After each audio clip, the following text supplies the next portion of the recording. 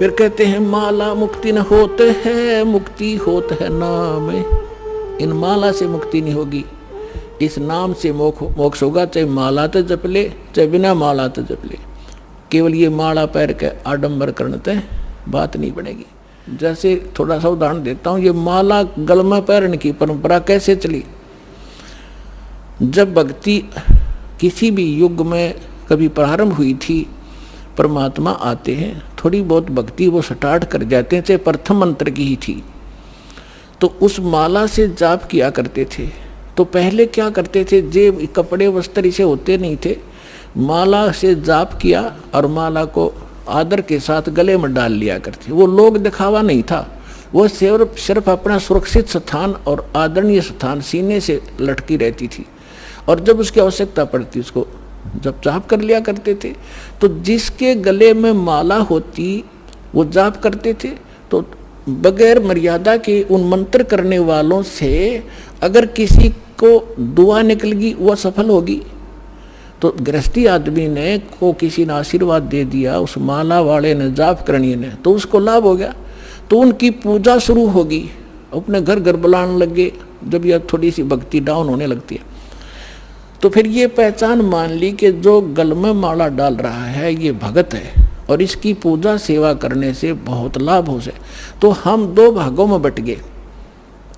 तो जो माला डालने दिखता उसको हम भगत और संत मान लेते, उसकी सेवा करते, चरण धोते और उससे थोड़ा बहुत लाभ उसको मिल जाता। अब कैसे, वो तो ऐसा था जैसे एक किसी ने अपने टायर में हवा भर रखी है और उसमें से लाकर दूसरी ट्यूबर दूसरे के टायर में डालता रहे, तो थोड़ी बहुत आ जाएगी, उसका भी काम ना चले पूरा और उसकी खत्म हो जाएगी। तो ऐसे बात बिगड़ती चली गई। तो ऐसे हम इन नकलियों को जो गल में माला डाला करते, प्रारंभ में तो ये भगत थे, फिर मर्यादाहीन होने से अपनी संग्रहित कमाई को यहीं डिस्ट्रॉय कर जाया करते थे और दोनों यहीं के यहीं रह जाते थे। तो इस प्रकार ये माला का वो प्रचलन चला था। तो फिर लोगों ने जब नो देखा कि माला जिसने डाल रखी है उसको भगत मानते हैं, फिर पाखंडी ने दो दो डालनी शुरू कर दी। तो क्या कहा करता, को पूछता भाई दो क्यों डाल रखी है भगत जी के, दोनों हाथों जप्या करूँ मैं। तो उन्होंने सोचा भाई यू और बड़ा भगत होगा तो उसकी और ज़्यादा पूजा शुरू होगी। तो जिसने फिर 3-3 4-4 डालनी शुरू कर दी तो चार वाले ने ज़्यादा पसंद करने लग गया आम भोले भगत। तो न्यू भट्ठा बैठ गया। एक आश्रम के अंदर कुछ भगत, वो गांव वालों ने एक आश्रम बना रखा था, 5-7 कमरे बना रखे थे। इसी तरह हम ज्ञानहीन होने से हम इन नकलियों के मजदूर बने रहे। हम इनको ये थोड़ी बहुत भक्ति कर दे जैसी, और फिर हम उनसे सेवा करके रोटी टूका खुआ कर थोड़ा बहुत राहत हम ले लेते, हम इनके भिखारी बने रहा करते थे। अब दास चाहता है कि घर घर में सब धनवान हो, भगवान के खजाने में कोई कमी है, जो भक्ति करेगा वो धनी हो जाएगा, भगवान की भक्ति का सारे सुख आपको प्राप्त होंगे, हम क्यों किसी के मुंह की तरफ देखेंगे। फिर तो क्या था, उसमें 5-7 कमरे बना रखे थे, वहाँ पर साधु संत आया करते थे और गांव के लोग वहाँ सेवा करने जाते थे। तो वो क्या किसकी सेवा करा करते, जो ज़्यादा भजन करता दिखे। उन्होंने क्या पहचान कर रखी थी कि ज़्यादा भजन कौन करता है, जो सबसे पहले उठ कर स्नान करके और अपने भजन पर बैठ जाता है। तो भगत वहाँ जो रहते थे सेवादार का दा, तो गांव वाले उनसे पूछा करते थे कि आज पहले कौन सा उठा था, कि आज जो उनके लंगोट सूखा करते बाहर, एक एक कोपीन रखते थे, वो धो के सुखा के और अपने भजन पर बैठ जाते थे। तो जो सबसे पहले बता देते थे कि ये उठा था सबसे पहले, ये इसी का लंगोट सूख रहा, तो उसी की पूजा ज़्यादा लोग करने लगे। और दूसरे जो लेट उठते थे उनको वो विशेष ध्यान नहीं देते थे, उसी का पूजा करनी, उसी को प्रणाम करना, उसी के पैर दबाने। तो दूसरे एक उनमें नकली था, आलसी सा आदमी, उसने सोचा भाई यू के चक्कर है, इसकी पूजा क्यों हो रही है। तो उसने पता चला कि वो बखत तो उठा है, इसलिए यार इन पहचान कर रखी है लंगोट की, इसका पहले सूख क्या पावे। वो क्या करने लग गया, उन तो सब तो पहले उठा आध घंटा, और इतना आलसी था और नाव भी ना था, लंगोट ने पानी में बेकर सब तो पहले टांग देवड़ा और उल्टा ही सो जावे।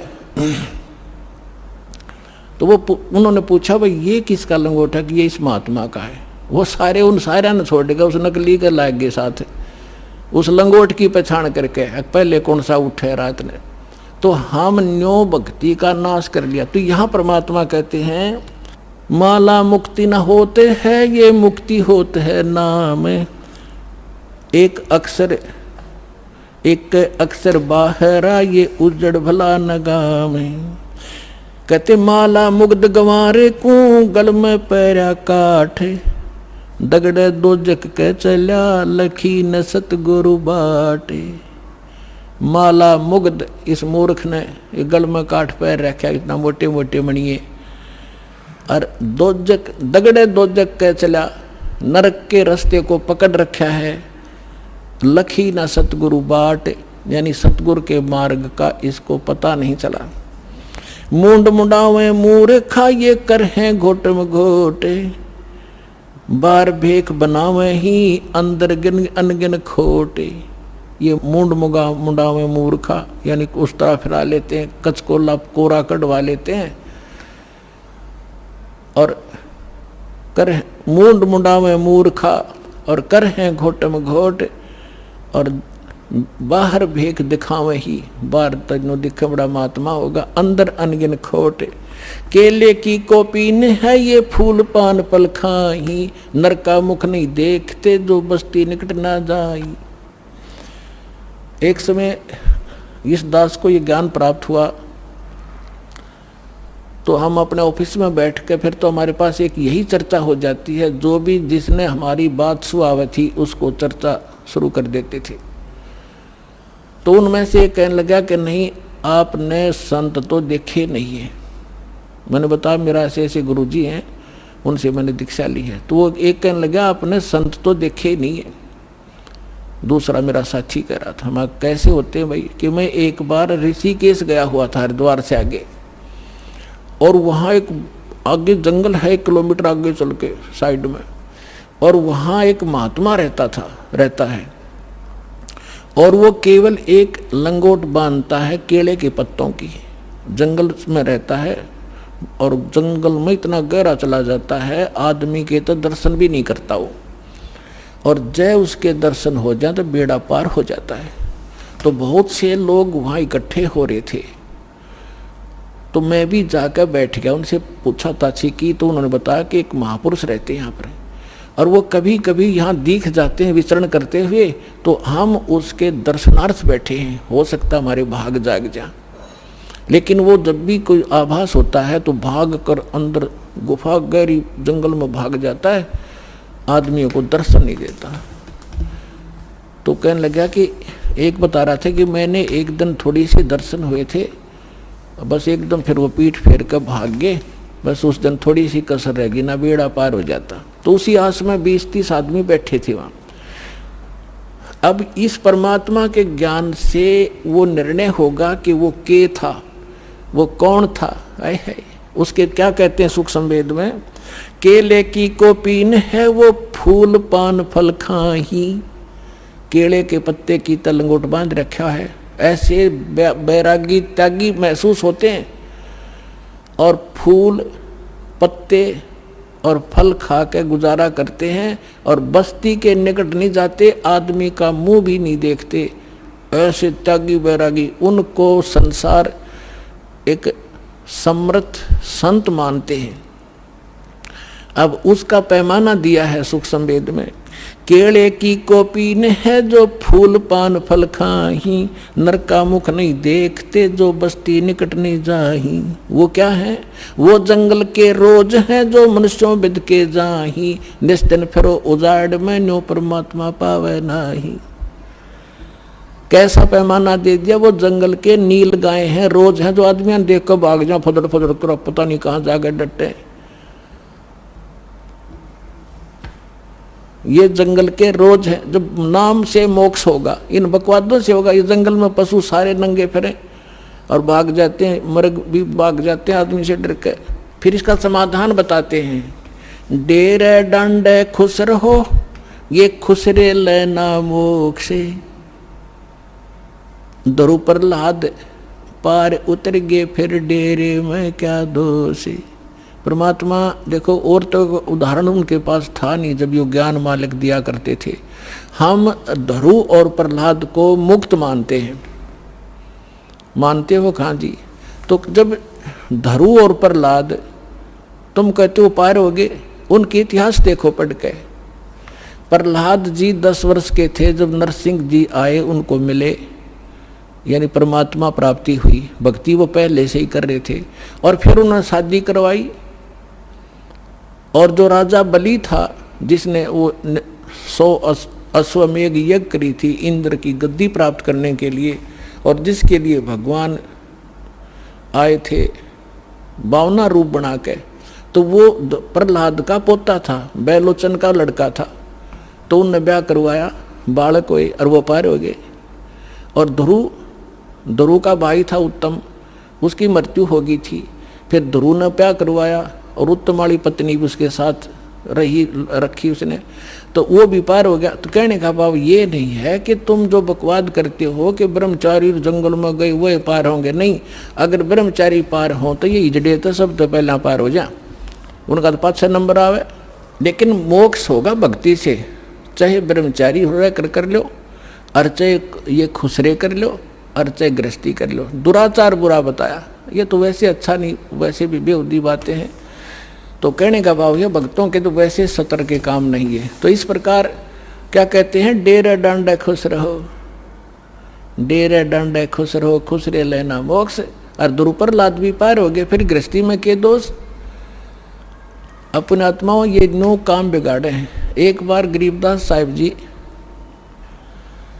जब परमात्मा से परिचित हो चुके थे और अपना ज्ञान प्रचार भी करते थे, कोई उसके उनके पास आ जाता था तो ज्ञान भी देते थे, दीक्षा देते थे, केवल सिंपल सी, ये मूल ज्ञान नहीं देते थे।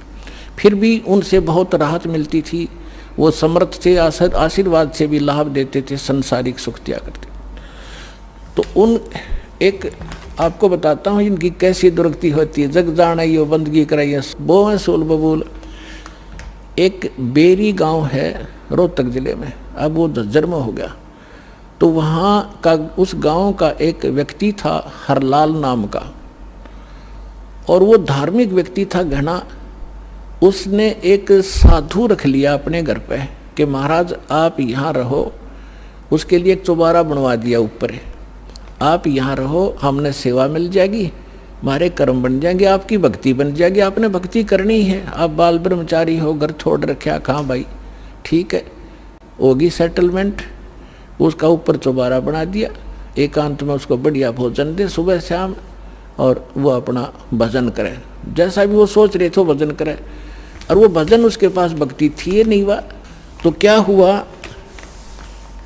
कि वो क्या करता था, बढ़िया माल खावे और आप खावर सो जावे, या जिसी भक्ति थी अटपट की वो साधना करे थोड़ी बहुत देर, वो भक्ति मोक्षदायक थी नहीं। तो क्या हुआ, कुछ दिनों के बाद उस संत की मृत्यु होगी, अंतिम संस्कार कर दिया। तो पहले क्या करते थे कि गांव के जो किसान लोग थे बैलगाड़ी रखा करते थे, और ट्रांसपोर्ट का जो काम होता था आजकल ट्रकों से होता है, पहले बैलगाड़ियों से करा करते थे। तो बेरी से और इधर नजफगढ़ साइड में जाया करते थे, वो अपनी उस मंडी से सामान लाते थे, जैसे वहाँ से गुड़ ले आए, बूरा ले आए, इधर से बाजरा ज्वार ले जाते थे भर के, ऐसे वो ट्रांसपोर्ट करते थे। एक दिन गरीबदास साहिब जी उसी रास्ते पर, जो रास्ता गांव छुड़ानी से होकर बेरी से और आगे जाता था नजफगढ़ साइड में, तो वहाँ कुआं था एक, उस कुएं पर बैठ कर गरीबदास जी स्नान कर रहे थे। सुबह सुबह गर्मियों का मौसम था, 5-6 बजे उधर से वो हरलाल गाड़ी लिए आ रहा था, और उसने जो बैल एक जोड़ रखा था, वो बैल था गोरे कलर का, लाल रंग का। और वो क्या उसने, वो बैठ गया, वो बैठता था ऐसे, और वो हरलाल उतर के फिर उसका लठ मारता, उसने फिर जबरदस्ती ठाता, फिर वो आधा किलोमीटर ठीक चलता और फिर बैठ जाता। तो वो कुदरती वहां बैठ गया आकर जहां गरीबदास जी नहा रहे थे, स्नान कर रहे थे। तो गरीबदास जी न्यों के न्यों उठ के धोती बांध रखी थी नहाते नहाते, और वहां गए उस बैल के पास जो बैठ गया था। एक बैल खड़ा था, गाड़ी रुक गई थी, तो उन्होंने उसके कान में कोई बात कही, वो एकदम खड़ा हो गया। वो बैल खड़ा हो गया तो किसान ने तो यह बड़ी बात थी, बैल ठीक चलने लग गया। और वो वहाँ से लेकर बेरी लगभग 10-15 किलोमीटर पड़े है छुडानी तक, बेरी तक वो बैठा नहीं। उधर से राम रमी हुई, महाराज कौन हो आप? भाई गरीबदास नाम है मेरा।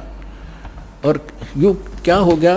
कुछ ना, बस आगे इसका समझ में। जब तो वो चला गया, फिर उसने जाकर देखा, उसका जब न्योना जची कि खड़ा हो गया जाते फिर बैठेगा थोड़ी दूरी पे, वो ना बैठा। तो फिर उसने पता करा भाई वो बैल ही भी इतना इस दूसरे तो भी आगे चल रहा है, तो इतना तेज चल रहा है, क्या चक्कर है? उसने क्या कर दिया इसके कान में। तो वो वापस आया, जब उस गांव में रुक गया और पूछा वह गरीबदास कौन है?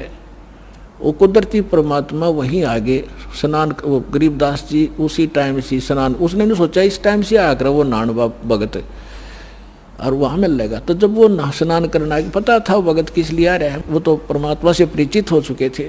तो जब उसने देखा कि वो आदमी है जो उस दिन बैल के कान में कुछ इसने फूक फाक मारी थी, प्रणाम किया और पूछा भगत जी आपने इस बैल के कान में के क्या बोल दिया? ये तो उसके बाद डटा नहीं डटता और ना बैठता, आप तो भाई पहुँचे हुए महात्मा हो। अब इतना गरीबदास जी का उसमें ज्ञान इतना था नहीं, क्योंकि हम घर का जोगी जोगड़ा और बाहर का जोगी सिद्ध, ये तुम्हारी पुरानी आदत है। तो गरीबदास जी ने कहा कि अब बैठ जा, बताऊंगा क्या कह दिया मैंने।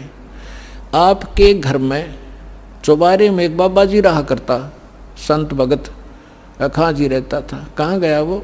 तो उस हरलाल भगत ने, किसान था वो जाट, उसने बताया जी वो तो मृत्यु को प्राप्त हो गया, 4-5 वर्ष हो गए। परमात्मा ने कहा कि ये बैल ओए है तेरा बाबा जी, इस नकली पर भक्ति बनी नहीं, सत साधना इसके पास थी नहीं, यू खावा था सोवा था, नकली डड़े डोए था, कंकर पत्थर कट्टे करे, साधना ठीक नहीं थी। ये वही बाबा जी है, वो भगत जो घर छोड़ कर चला गया था, ब्रह्मचारी भी था, बैल बनकर गाड़ी खींच रहा है, क्योंकि तेरा खा रखा था इसने, पूरा करना पड़ेगा वापस। मैंने इसको ये कहा भाई भगत जी चाहे तो लठ खा के इसका दे दे और चाहे अपना स्वभाव पूरा कर दे, पूरा करे पीछा छूटेगा तेरा। इसका समझ में आ गई, अब ये तेरे पूरे करेगा। अब पुणात्मा देखो, अब जो भी कोई साधना कर रहे हैं वो हैं परमात्मा के बच्चे, किसी ना किसी जन्म में वो मालिक के साथ रहे।